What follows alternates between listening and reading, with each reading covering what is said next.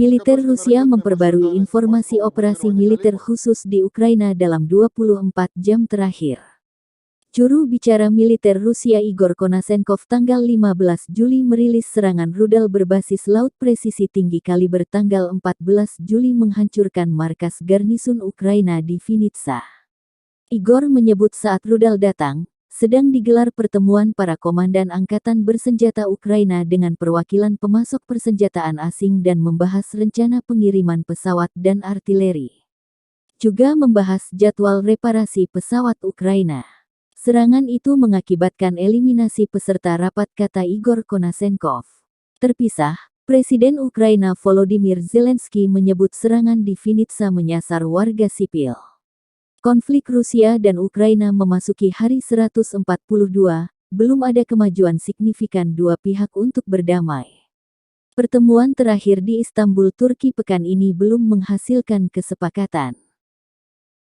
Знищувати крилатими ракетами і реактивною артилерією мирні міста і звичайне людське життя.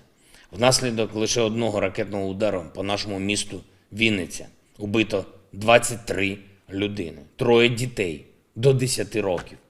І це, на жаль, ще не остаточне число. Розбір завалів продовжується. У списку безвісно зниклих десятки людей. Серед госпіталізованих є важко поранені. Одна з ракет знищила медичний центр «Нейромед». Всередині були люди. Наталія, їй 40 років. Тетяна, їй 32 роки. Володимир, йому 61 рік. Віра, їй 55 років. Я побачив їх серед безвісно зниклих. Розумієте? Було навіть невідомо, що взагалі сталося з людьми, які просто пішли в медичний центр. А якби хтось наніс ракетний удар по медичному центру в Далласі або у Дрездені, не дай Боже, то як би це було названо? Хіба не тероризмом?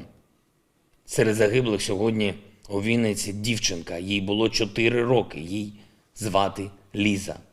4 роки дитині, її мати у важкому стані. Росія обірвала життя дівчинки.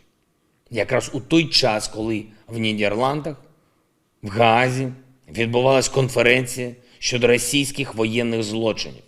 Конференція, на якій вирішували, що потрібно зробити, щоб кожен російський воєнний був покараний. Чи пригадуєте ви хоча б якусь іншу терористичну організацію, яка дозволяла би собі таку зухвалість?